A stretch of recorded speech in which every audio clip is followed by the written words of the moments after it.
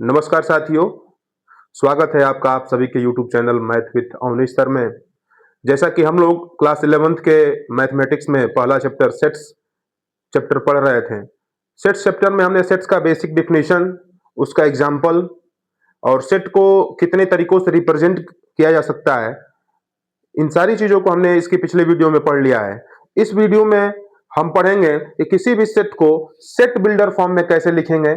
आइए इस वीडियो में बिना देरी किए हम सीखते हैं। तो मान लीजिएगा कोई क्वेश्चन ये दे दिया हो, हेडिंग हमने लिखा है कि representing sets in set builder form, यानी ये चार कोई अलग अलग प्रकार के सेट दिए हुए हैं। इन चारों सेटों को क्या करना है, सेट बिल्डर फॉर्म में कैसे लिखा जाएगा। आइए हम पहले क्वेश्चन को सॉल्व करते हैं। Solution number first. पहला क्वेश्चन क्या है कि the set of all letters in the word probability, यानी प्रोबेबिलिटी वर्ड में जितने भी लेटर हैं उन सारे लेटर को सेट बिल्डर फॉर्म में लिखना है। तो सबसे पहले मान लीजिए वो जो सेट होगा उस सेट का नाम कोई रख लीजिए ए। वो सेट कुछ इस प्रकार होगा।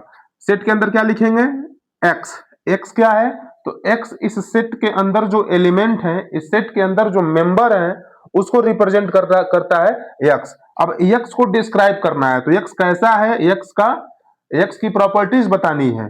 तो x such that x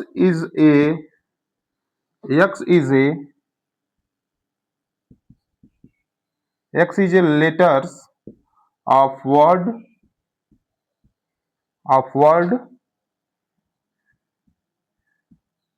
probability.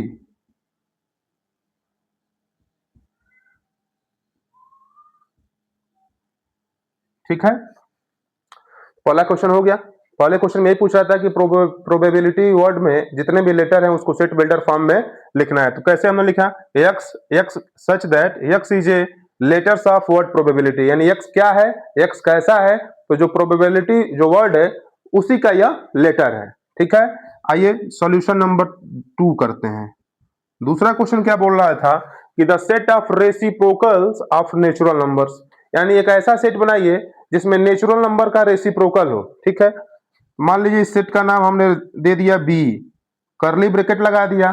करली ब्रैकेट के अंदर क्या लिखेंगे, एक्स सच दैट, यानी अब एक्स की प्रॉपर्टीज हमें बतानी है। तो एक्स कैसा है, तो X is equal to 1 upon N. X is equal to 1 upon N, where N is belongs to capital N. आई बात समझ में, कैपिटल एन जो है वो नेचुरल नंबर है और x is equal to 1 upon n हमने लिखा। जैसा समझ लीजिए x इज इक्वल टू अगर 1 अपॉन एन हम लिख रहे हैं, अगर n की वैल्यू आप 1 पुट करेंगे तो 1 अपॉन 1 हो जाएगा, यानी 1 का रेसिप्रोकल 1 ही होगा।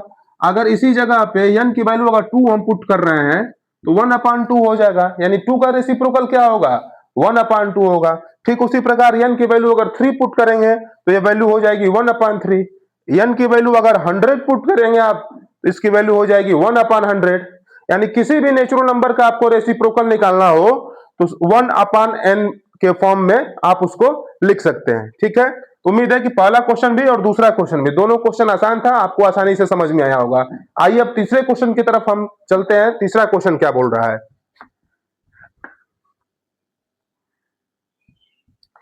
तीसरा क्वेश्चन कह रहा है कि the set of all odd natural numbers, यानी एक ऐसा सेट हमको बनाना है, उस सेट के अंदर कैसे नेचुरल नंबर होने, कैसे एलिमेंट्स होने चाहिए, कैसे मेंबर होने चाहिए कि जो भी ऑड नंबर होते हैं उन ऑड नंबर्स का कलेक्शन हमें लेना है। मान लीजिए वो कोई सेट होगा सी, इस सेट के अंदर हम कैसा एलिमेंट रखना है, x is such that all odd natural numbers, यानी x is equal to 2n minus 1 where n belongs to capital N।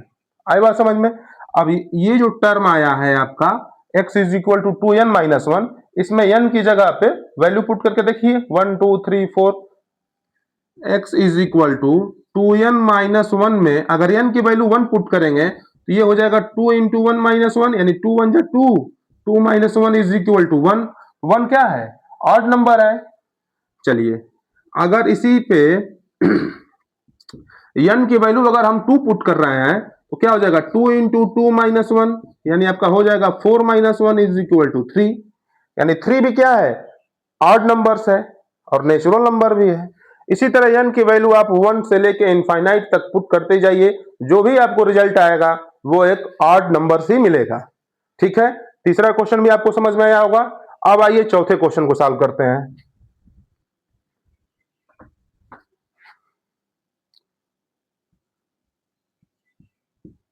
चौथा क्वेश्चन क्या बोल रहा था कि the set of all even natural numbers, यानी एक ऐसा सेट बनाना है जिस सेट के अंदर जो एलिमेंट रहेंगे वो क्या होने चाहिए, नेचुरल नंबर के साथ साथ इवन भी होने चाहिए, यानी इवन नेचुरल नंबर का हमको सेट बनाना है। मान लीजिए उस सेट का नाम हमने रख दिया डी, और इस सेट में कैसे एलिमेंट होने चाहिए, x is such that x is equal to 2n where n belongs to capital N।